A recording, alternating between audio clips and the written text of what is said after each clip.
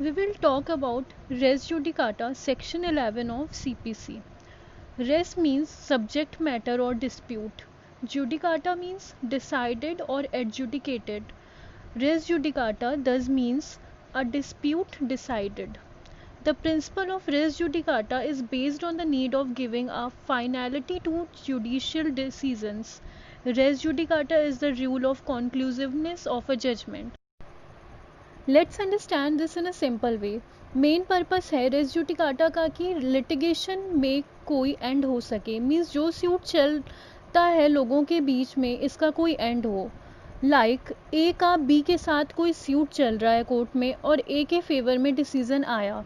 Then B फिर से चला गया कोर्ट में इसी सेम मैटर को फिर से न्यू सूट की तरह फाइल करने. फिर बी के फेवर में डिसीजन आए तो फिर से ए फाइल कर दे सेम मैटर को न्यू सूट की तरह. तब तो ये ऐसे ही चलता रहेगा. और ये भी हो सकता है कि कोर्ट ने किसी सूट को डिसमिस कर दिया, फिर ए आफ्टर सम टाइम फिर से चला गया सेम मैटर पर न्यू सूट फाइल करने. फिर कोर्ट ने ए को सम्मन किया, बुलाया और फिर से डिसमिस कर दिया सूट और फिर से ये चला गया कुछ टाइम बाद. तब तो ये भी ऐसे ही चलता रहेगा, इसका कोई एंड नहीं होगा. तो इसका एक एंड होना चाहिए. तो इसीलिए सेक्शन 11 रेस जुडिकाटा आया कि लिटिगेशन का एक एंड हो सके. In Bayer Act, Section 11 of CPC says no court shall try any suit or issue in which the matter directly and substantially in issue has been directly and substantially in issue in a former suit between the same parties or between parties under whom they or any of them claim litigating under the same title in a court competent to try such subsequent suit or the suit in which such issue has been subsequently raised and has been heard and finally decided by such court. अब इसको simple words में समझते हैं. पहले कोई suit है किसी court of competent jurisdiction से फाइनली डिसाइड हुआ है तो उसी सेम मैटर या कॉज ऑफ एक्शन या सेम टाइटल को लेकर दूसरा सूट फाइल नहीं कर सकते हैं. मीन्स बाद में जो सबसीक्वेंट सूट होगा उसे कोर्ट ट्राई नहीं करेगी, उसे इंटरटेन नहीं करेगी. फॉर्मर सूट मीन्स वो सूट जो पहले डिसाइड हुआ है. इससे मतलब नहीं है कि कौन सा सूट पहले इंस्टीट्यूट किया गया या पहले फाइल किया गया था. जो सूट पहले डिसाइड होगा वो फॉर्मर सूट माना जाएगा इस डेफिनेशन में.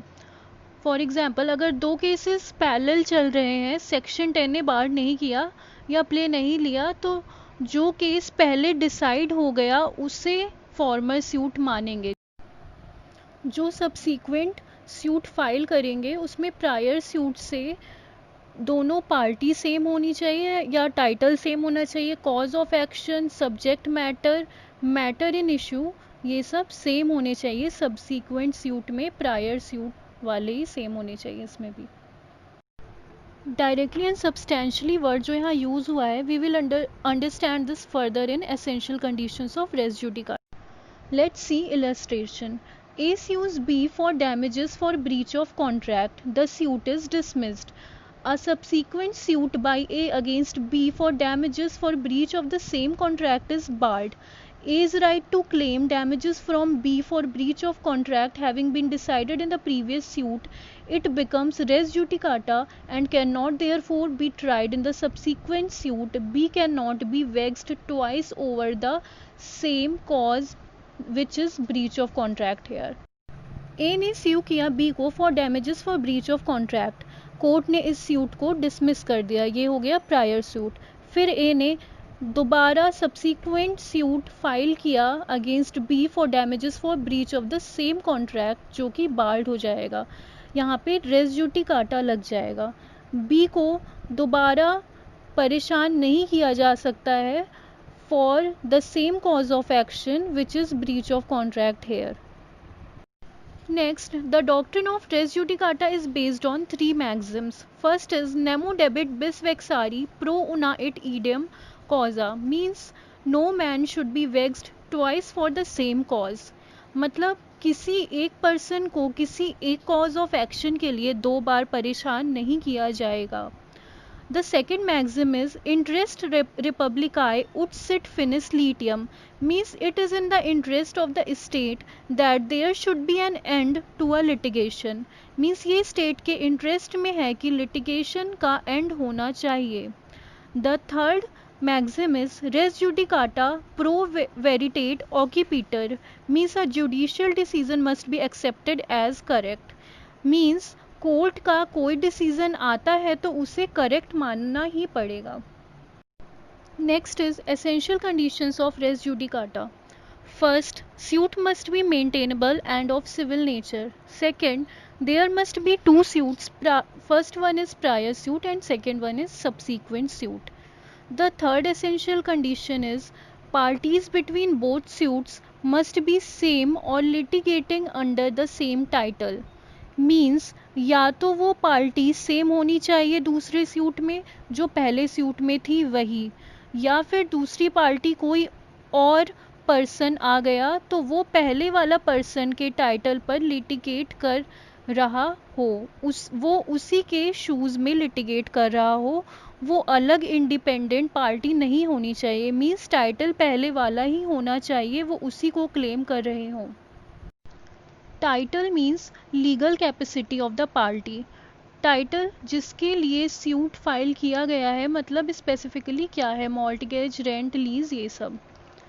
The fourth essential condition is the matter in issue must be decided by court of competent jurisdiction, means the prior suit which has been decided by the court, that court must have the competent jurisdiction. The fifth one is very important, which is matter should be directly or substantially in issue. Directly means directly at once, immediately, without intervention. वो matter जो किसी भी issue के साथ directly related है, means उनका कोई remote relationship नहीं है, यानी वो सारे मैटर्स जो डायरेक्टली उस इश्यू के साथ इन्वॉल्व हैं वो डायरेक्टली बोले जाएंगे. Substantially means essentially, materially और in a substantial manner, means किसी भी मैटर को डिसाइड करने के लिए जो चीज़ें सब्सटेंशियल हैं, जिनको डिसाइड किया जाना ज़रूरी है, मीन्स वो सब्सटेंशियल है, उनको हम अपने प्रायर सूट में लेंगे. सो अगर इन दोनों वर्ड्स को मैं कंबाइन करूं, directly and substantially in issue को, तो इसका मतलब वो सारे मैटर्स जो डायरेक्टली हमारे इश्यू के साथ इन्वॉल्व हैं और जिनका प्रायर सूट में डिसाइड किया जाना ज़रूरी है, विच इज़ सब्सटेंशियली, उन सारे मैटर्स को हम अपने प्रायर सूट में ही ले लेंगे और उनके लिए हमें सब्सीक्वेंट सूट कोई अदर सूट लाने की रिक्वायरमेंट नहीं है. इसको सेक्शन 11 के एक्सप्लेनेशन 4 में भी बताया गया है. कंस्ट्रक्टिव रेस जुडिकाटा के नेम से बोलते हैं इसको. मीन्स जब कोई केस चल रहा होता है तो ये माना जाता है कि आपको जितने प्ले लेने थे, जितने प्रूफ देने थे, आप उस केस में दे दो. जितने भी ग्राउंड्स देने थे आपने अपने राइट्स को प्रूव करने के लिए, या फिर डिफेंडेंट हो तो उसे डिनाई करने के लिए जितने प्रूफ देने थे, ग्राउंड्स लेने थे, सब ले लो अपने प्रायर सूट में ही. इन केस आपने कोई ग्राउंड ऑफ डिफेंस और अटैक आप छूट गया है आपसे जानकर या अनजाने में, तो अगर फर्दर दोबारा केस उस ग्राउंड पर उठाना चाहते हैं, मतलब यू आर सेइंग कि फॉर्मर सूट में मैं ये ग्राउंड नहीं ले पाया था, अब लेना चाहता हूँ, तो ऐसा नहीं हो सकता है. रेस जुडिकाटा लग जाएगा यहाँ पर. मीन्स न्यू सूट फाइल नहीं कर सकते हैं कोई ग्राउंड छूटने पर जो केस पहले से फाइनली डिसाइड हो गया है उसके लिए. Let's take practical approach. एक पर्सन है ए, वो किसी प्रॉपर्टी के पोजेशन को क्लेम कर रहा है, तो फिर इसमें इश्यू क्या इन्वॉल्व है, पोजेशन है. कॉज ऑफ एक्शन क्या है, पोजेशन. रिमेंबर दिस, इश्यू और कॉज ऑफ एक्शन इसमें है पोजेशन. अब ये पर्सन इस कॉज ऑफ एक्शन को क्लेम करने के लिए अपने अलग अलग ग्राउंड्स बना सकता है. लाइक वो कह सकता है मुझे ये प्रॉपर्टी विल में मिली है, so I am the owner of this property, so I am claiming for possession. Second ground वो क्या ले सकता है, I have a sale deed of this property in my name, so I am claiming for the possession of this property. Third ground ले सकता है, मैं 12 year से ज़्यादा से कंटिन्यूसली एंड पीसफुली इस प्रॉपर्टी को इंजॉय कर रहा हूँ, and through adverse possession I am claiming for this property, for the property of this possession, for the possession of this property. 4 ground ले सकता है मॉर्टिगेज का, 5th ले सकता है एज अ लैंडलॉर्ड, तो एसेट्रा, ऐसे कई ग्राउंड ले सकता है वो। तो ये सारे ग्राउंड्स होते हैं।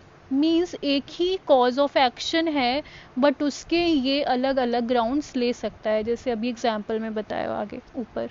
मीन्स अगर वो कोई एक इश्यू के लिए इनमें से कोई एक ग्राउंड पहले ले ले और ये सारे ग्राउंड सब्सिक्वेंटली ले, तो डॉक्ट्रिन ऑफ रेस जुडिकाटा कहते हैं कि आप लेटर ऑन इन ग्राउंड्स को नहीं ले सकते हैं। अब आप बार्ड हैं कंस्ट्रक्टिव रेस जुडिकाटा से, ये सारे ग्राउंड्स आपको पहले ही अपने प्रायर सूट में लेना चाहिए था। इसमें एक चीज़ ध्यान रखनी है, इसमें इश्यू क्या है, पॉजेशन, कॉज ऑफ एक्शन पॉजेशन है, एक ही है, पर इसमें ग्राउंड बहुत सारे हैं, तो यहाँ पर रेस जुडिकाटा इसे बार्ड करेगा। सेकेंड प्रैक्टिकल अप्रोच, ए ने बी के अगेंस्ट एक सूट फाइल किया फॉर द पर्पस ऑफ पॉजेशन और कोर्ट ने वो डिक्री ए के फेवर में पास कर दिया। अब ए सब्सीक्वेंट सूट फिर से लेकर आया against B for the purpose of मीन प्रॉफिट। अब कितने कॉज ऑफ एक्शन हो गए हम लोगों के पास, एक पॉजेशन प्रायर सूट में था, सेकेंड मीन प्रॉफिट जो अभी सब्सीक्वेंट सूट में फाइल किया। तो क्या ये इश्यू डायरेक्टली एंड सब्सटेंशियली माना जाएगा? डायरेक्टली एंड सब्सटेंशियली वो होते हैं जो एक पार्टिकुलर इश्यू के साथ रिलेटेड ग्राउंड्स होते हैं। डॉक्ट्रिन ऑफ रेस जुडिकाटा हमेशा same issue means same relief पर अप्लाई करते हैं, डिफरेंट कॉज ऑफ एक्शन पर अप्लाई नहीं होता है res judicata. Whenever different cause of action आएगा तो concept of order two rule two apply करेंगे, नॉट रेस जुडिकाटा।